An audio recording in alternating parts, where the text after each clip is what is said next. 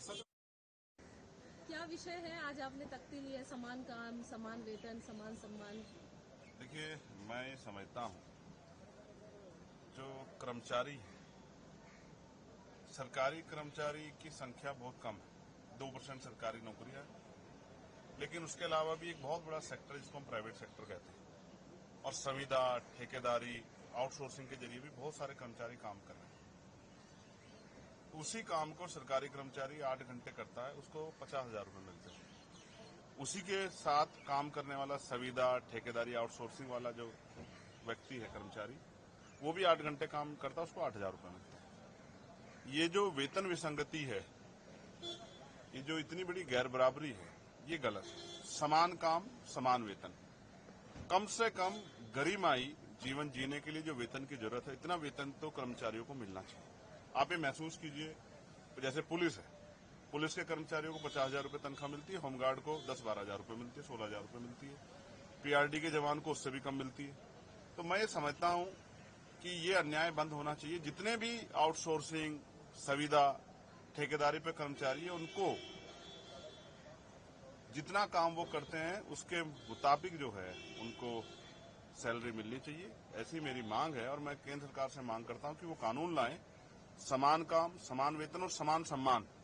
जिस तरह का सम्मान जो है गवर्नमेंट एम्प्लॉय को मिलता है, इस तरह का सम्मान प्राइवेट एम्प्लॉय को मिलना चाहिए। कितने ही डिपार्टमेंट में हम जाते हैं, कंप्यूटर ऑपरेटर है, पियोन है, तमाम तरह के और काम करने वाले हैं, वो सबको सफाई कर्मचारी है, तो उनको अगर गरिमाई जीवन देना है तो उनको तनख्वाह भी, सैलरी भी अच्छी देनी पड़ेगी। आज 10,000, 8,000 में क्या होता है?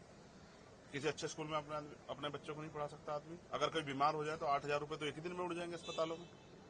कोई और किस तरह की परेशानी खड़ी हो जाए, कोई चोट लग जाए, कोई चीज बनानी हो, तो सब जीरो हो जाएगा। तो ये गरिमाई जीवन नहीं है। इसलिए मेरी मांग है, समान काम, समान वेतन और समान सम्मान मिलना चाहिए।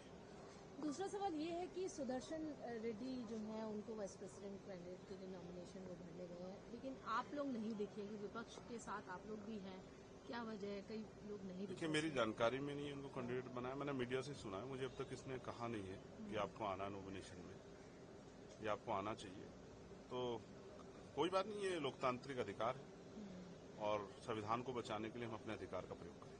एक सवाल और कि एक महत्वपूर्ण बिल लाया गया है जिसमें सभी को ये किया गया कि कानून सबके लिए बराबर है, चाहे वो पीएम हो, सीएम हो, तमाम लोग, और उनको भी जेल जाना पड़ेगा अगर आरोप लगते हैं तो प्रक्रिया के तहत। लेकिन उस पर जो कल हमने देखा, जिस तरीके से हुआ तमाम चीजें, उस पर आपका क्या कहना है?